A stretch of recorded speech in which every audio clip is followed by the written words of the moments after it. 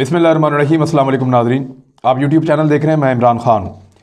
ये जो ख़बर मैं आपको बता रहा हूँ ये बड़ी इंटरेस्टिंग है और आपको बहुत सारी ऐसी चीज़ें पता चलेंगी दुनिया के बारे में, ख़ास तौर पे बरतानिया और जो अरब हुक्मरान हैं उनके ताल्लुकात के बारे में। जब मैं अरब हुक्मरानों की बात कर रहा हूँ तो मैं जहाँ बादशाहतें हैं वहाँ की बात कर रहा हूँ, जहाँ मोनार्ची यानी उसको बादशाहत आप कहते हैं कि जहाँ कोई जमहूरियत नहीं होती, कोई कानून कोई आइन नहीं होता। बादशाह अपने मुताबिक अपने मुल्क का निज़ाम चलाते हैं और अपने मुताबिक वो कवानीन बनाते हैं और अपनी सोच के मुताबिक अपनी रियासत को चलाते हैं। तो यहाँ पे टोटल 8 ऐसी बादशाहतें हैं जिनके बारे में हम अभी बात करेंगे इस वीलॉग में। इसमें एक बहरीन है, सऊदी अरेबिया है, जॉर्डन या उर्दन कहें आप उसको, UAE United Arab Emirates, Qatar, Kuwait, Oman और मराकश। ये 8 बादशाहतें हैं और ये बड़ी तगड़ी बादशाहतें हैं, सारे अरब हुक्मरान हैं। और इन अरब हुक्मरानों के हवाले से एक ख़बर आई है कि जो बरतानिया की रॉयल फैमिली है उसके साथ इनके किस लेवल के और किस तरह के ताल्लुकात हैं और ये एक दूसरे को किस तरह की सपोर्ट देते रहे हैं और दोनों ने अपनी अपनी जगह पे अपनी अपनी आवाम को किस लेवल का धोखा दिया है। ये एक बरतानवी वेबसाइट है जो 2019 में बनी थी, लेकिन ये बड़ी तगड़ी वेबसाइट है और ये तहकीकाती रिपोर्टें लिखती है, बहुत इन्वेस्टिगेटिव जर्नलिज्म ये लोग करते हैं, बड़ा इन डेप्थ इनका एनालिसिस होता है, गहराई के साथ ये तज्जिया करते हैं चीज़ों का और बहुत सारा डाटा, बहुत सारे इंकशाफात, बहुत सारी चीज़ें दुनिया के सामने लेकर आते हैं। 2019 से ये काम कर रहे हैं, लगभग 1.5 साल से ज़्यादा हो गया इनको और बड़े अच्छे इश्यूज़ के ऊपर इन्होंने काम किया है। ज़्यादातर ये फॉरेन पॉलिसी के इश्यूज़ पे काम करते हैं। इन्होंने किया क्या, इसका नाम है डीक्लासिफाइड यूके।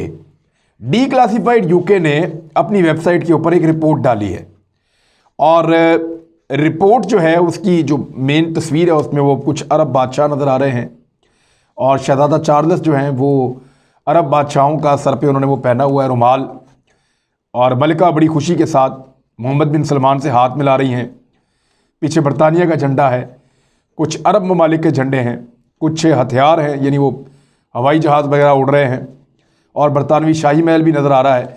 तो इस किस्म की एक तस्वीर इन्होंने अपने मेन पेज के ऊपर छापी है और यहाँ से इन्होंने अपनी रिपोर्ट का आगाज़ किया है। ये जो इनकी रिपोर्ट है ये एक्चुअली 2 लोग हैं जो इसके ऑनर हैं जिन्होंने मिलकर इसको बनाया है, डीक्लासिफाइड यूके को।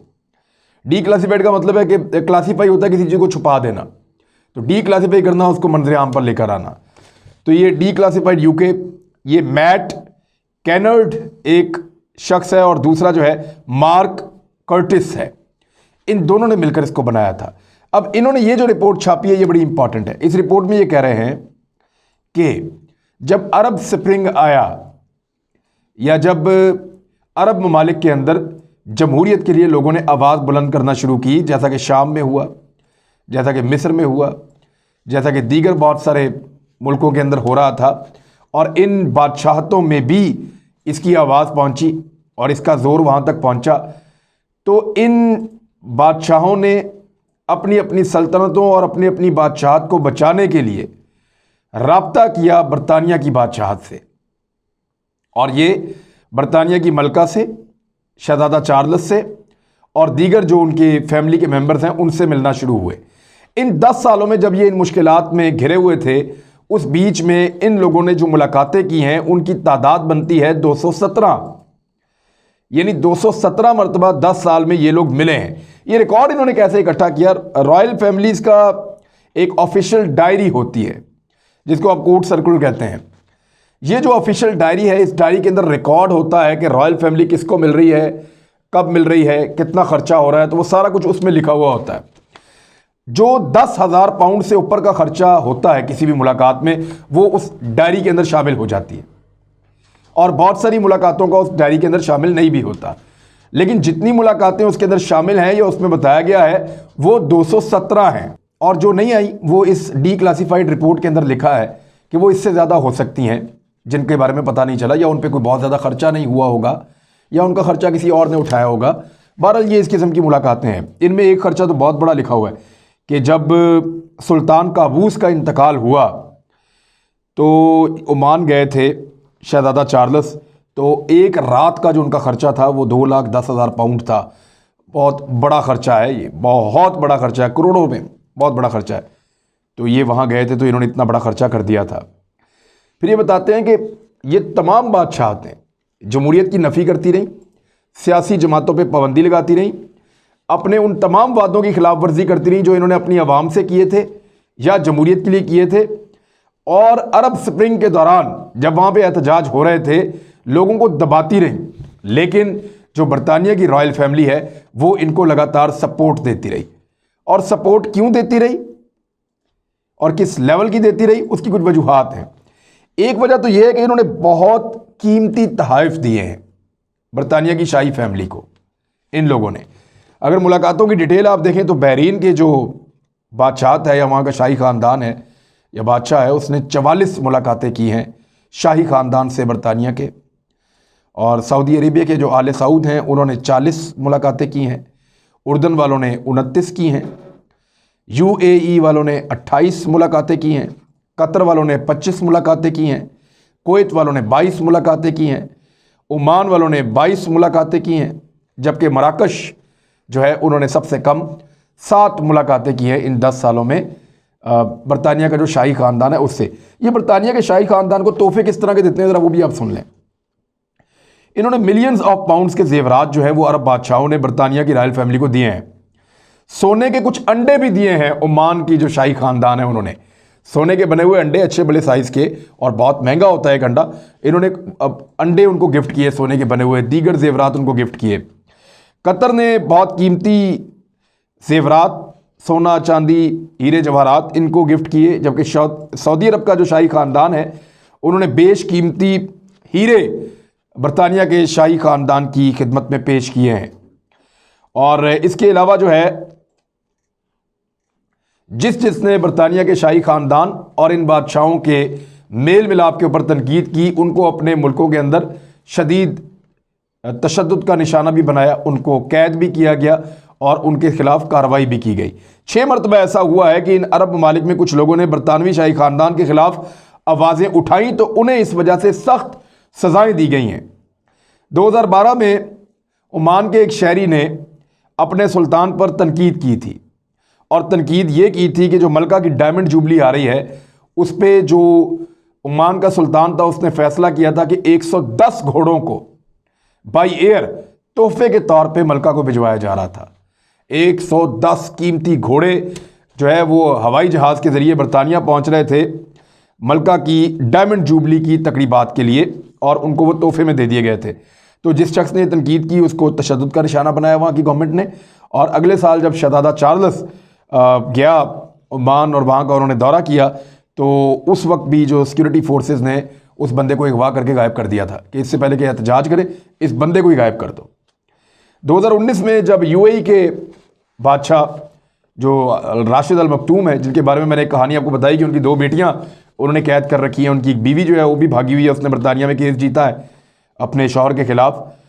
तो जब बरतानिया में बहुत ज़्यादा खबर चल रही थी कि शहज़ादी लतीफ़ा और एक और शहज़ादी को इसने कैद कर रखा है बादशाह साहब सलामत ने और उनके साथ जुल्म कर रहे हैं, तो उस वक्त मलिका ने उनको एक ट्रॉफ़ी दी थी घोड़ों की रेस जीतने पे और घोड़ों की रेस में मुकाबला करने पे। हालांकि एक बेटी को वो कैम्ब्रिज से उठाकर लेकर गए और उनको अगवा करवाया गया, जिसका फ़ैसला बरतानवी अदालत ने जो बादशाह राशिद अल मखतूम है अमीर उनके ख़िलाफ़ दे दिया है। ये जो मुलाकातों का सिलसिला है ये इतना तूल क्यों पकड़ता रहा, ज़रा इसको टेक्निकली आप समझें। जब आप इसकी गहराई में जाएंगे तो आपको कम से कम भी 100 साल पीछे जाना पड़ेगा। ये जितने भी मुल्क हैं जहाँ बादशाहतें हैं ये तमाम मुल्क तब वजूद में आए थे जब तुर्की में उस्मानिया खिलाफत ख़त्म हो गई थी या ऑटोमन अम्पायर का ख़ात्मा हुआ था।